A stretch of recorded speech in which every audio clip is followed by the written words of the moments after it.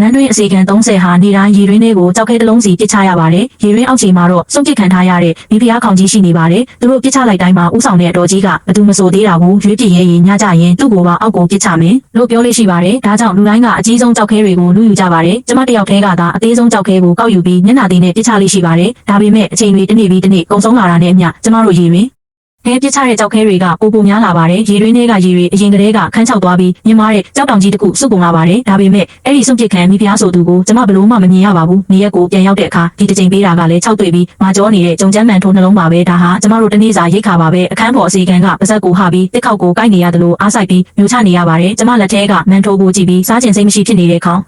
အဲမှာအဲ့ဒီရေရင်းအကြောင်းပဲတွေးနေမိတယ်ညဘက်မှာကျမအိမ်မက်တစ်ခုမက်တဲ့အဲ့ဒီရေရင်းတွေကိုကိုယ်တိုင်ပြုတ်ကျသွားတယ်လို့မက်တာပါနေရအနှံ့မှာအေးဆက်နေတဲ့ကြောက်တုံးတွေကြီးပါပဲအမောင်ထုကဒီရေလိုပဲကျမကိုလွှမ်းမိုးသွားတယ်ကျမမျောလင်းချက်မဲ့စွာအော်ဟစ်ပေမဲ့ဘာအတန်မှထွက်မလာပါဘူးနောက်ဆုံးအေယာမကြောက်တုံးကြီးတစ်ခုကျလာပြီးကျမမျက်လုံးရှိမှမှောက်မိုက်သွားပါတယ်အိမ်မက်ကနေလန့်နိုးလာတဲ့အခါတကူလုံးချွေးစေးတွေပြန်နေပါပြီကိုလက်မောင်းနဲ့ခြေထောက်ကိုစမ်းကြည့်တော့ဘာမှမဖြစ်ပါဘူးဒါပေမဲ့ကြောက်တုံးနဲ့ဖိချိတ်ခံရတဲ့နာကျင်မှုကရိုးရင်းကျင်စီထဲမှာကြံရစ်နေသေးပါပဲကျမထက်အိတ်လို့မပြောတော့ဘူးအတင်းပေါက်အပြင်ဘက်ကလာချမ်းကိုကြည့်ရင်အလွန်ရဲရဲနဲ့ဆုံးဖြတ်ချက်တစ်ခုကိုချလိုက်ပါတယ်နောက်နေ့မှာကျမထုံးစံအတိုင်းကြောက်ခဲသွားဖြစ်ပါတယ်ပြီးတော့ညဘက်ဝေးတဲ့နန်းထုံနှလုံးကိုရင်ခွင်ထဲမှာကိုးဝတ်ထားလိုက်တယ်ဗိုက်စာလုံးလိုဗိုက်ထဲကမြည်တံတွေကိုကြားနေရပေမဲ့စိတ်ထဲမှာတော့အယမ်းငြိမ်သက်နေတယ်လို့ခံစားရတယ်နောက်နေ့ရက်မှာလည်းအဲ့ဒီလိုပါပဲကျမစုစုပေါင်း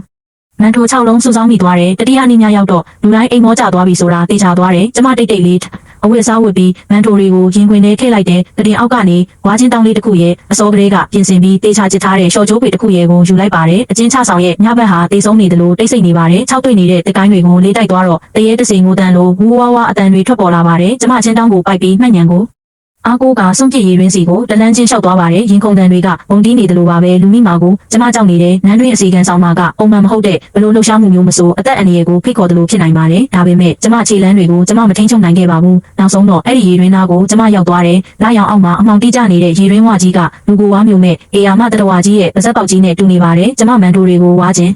တောင်းနဲ့တလုံးချင်းထည့်လိုက်တယ်ပြီးတော့ရှော့ကျိုးတစ်ဖက်ကိုချင်းတောင်းလက်ကင်မှာခြိလိုက်ပြီးကြံတစ်ဖက်ကိုတော့ကိုလက်ကောက်ဝတ်မှာတင်းတင်းကြပ်ကြပ်ရစ်ပတ်ထားလိုက်တယ်ကျမရေရင်းပေးမှာဒူးထောက်လိုက်ပြီးတတိထားကချင်းတောင်းကိုရေရင်းနဲ့ချပေးလိုက်တယ်ရှော့ကျိုးကကျမလက်ထဲကနေတလက်မချင်းရှော့ကျသွားတဲ့အချိန်တွေကအရန်နှိကွေးနေတယ်လို့ပဲစက္ကန့်တိုင်းကစင်ရဲဒုက္ခခံစားနေရတယ်လို့ပါပဲဒီရေရင်းကဘလောက်တောင်နဲ့လဲဆိုတာကျမမသိဘူးကျမသိတာကကျမရဲ့ကျိုးကအရန်ရှည်တယ်ဆိုတာပါပဲနောက်ဆုံးတော့လက်ကောက်ဝက်ကဆွဲအားလျော့သွားတယ်ချင်းတောင်းအောက်ခြေကိုရောက်သွားပါပြီကျမတက်ပြင်းရှည်ကြီးတစ်ခုချလိုက်တယ်တကူလုံးကအားရင်တွေအကုန်စုပ်ယူခံလိုက်ရတယ်လို့ခံစားရတယ်ရေရင်းတွေကလူတွေ့နိုင်မတွေ့နိုင်ကျမမသိဘူးသူသွားယူဖို့အားရင်ရှိသေးရဲ့လားဆိုတာလည်းမသိဘူးသူစားမလားမစားဘူးလားဆိုတာတော့ကျမမသိပါဘူးကျမကကိုလှုပ်ချင်တာကိုလှုပ်ခဲ့ရုံပါပဲကျမရေရင်းပေးမှာတိတ်တိတ်လေးဒူးထောက်ရင်ခဏစောင့်နေလိုက်တယ်ရေရင်းအောက်ကနေဘာတန်မှထွက်မလာဘူးဒါမှမဟုတ်သူတကယ်ပဲတည်သွားပြီလားကျမစိတ်ထဲမှာနည်းနည်းစိတ်ပြတ်သွားသလိုတစ်ချိန်တည်းမှာပဲနည်းနည်းလေးဝမ်းသာသွားမိတယ်ချင်းတောင်းကိုပြန်ဆွဲတင်ဖို့ဂျိုးကိုနည်းနည်းဆွဲကြည့်လိုက်တယ်အဲ့ဒီအချိန်မှာပဲရေရင်းအောက်ခြေနည်းနည်းစီကနေအလွန်တိုးညင်းတဲ့အဝိစားနဲ့ကြောက်တုံးပုတ်တိုက်တဲ့ရှက်ရှက်ဆိုတဲ့အတန်လေးထွက်ပေါ်လာတယ်ကျမရင်တုံသွားပြီးအသက်ရှူတောင်ရက်မတက်ဖြစ်သွားတယ်အသက်အောင်ထားပြီးမလုံးမရှက်နေလိုက်တယ်အဲ့ဒီနောက်မှာပဲလက်ကောက်ဝတ်ကရှော့ဂျိုးကိုဖွားဖွားလေးဆွဲလိုက်တာကိုခံစားလိုက်ရတယ်သူအသက်ရှင်နေသေးတယ်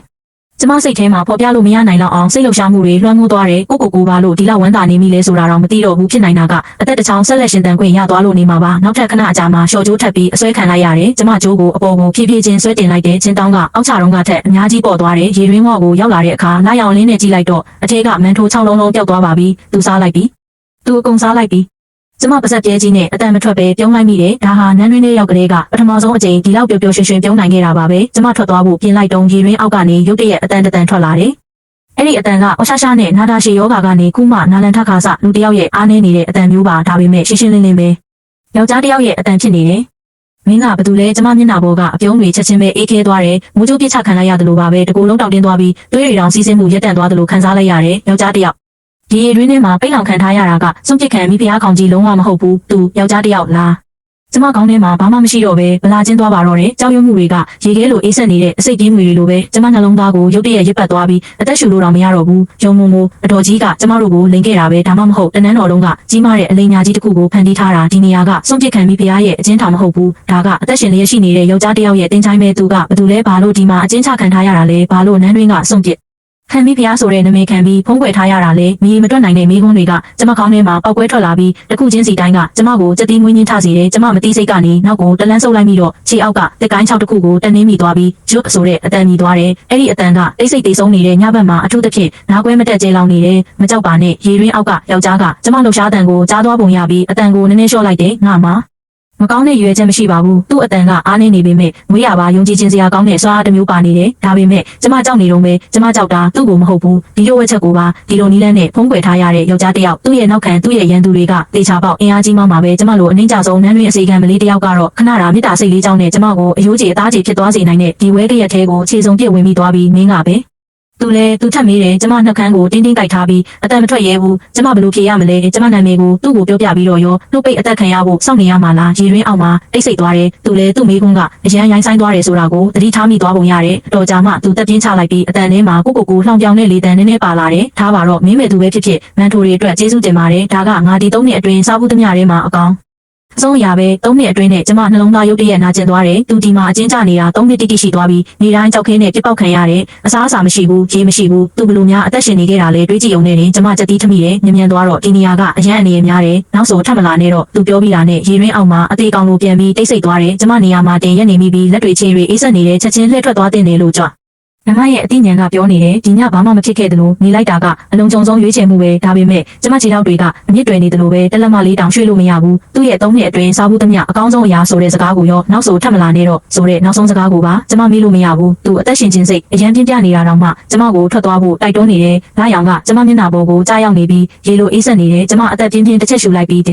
ကိုလုံးကခွန်အားတွေအကုန်ထုတ်သုံးလိုက်တယ်လို့ပဲရေရင်းဝါကိုကြည့်ပြီးချင်းအော်တန်လောက်ရှိတဲ့အတန်လေးနဲ့ခက်မြင်မြင်ပြောလိုက်တယ်ကျမမနှက်ပြန်ထက်လာခဲ့မယ်ပြောပြီးတာနဲ့ကျမချင်းတောင်းကိုပိုက်ပြီးနောက်လည်းမကြည့်ပဲပြေးခဲ့ပါတော့တယ်ရေရင်းအောက်ကဘလို့တုတ်ပြန်မလဲဆိုတာကိုကျမမကြည့်ရဲဘူး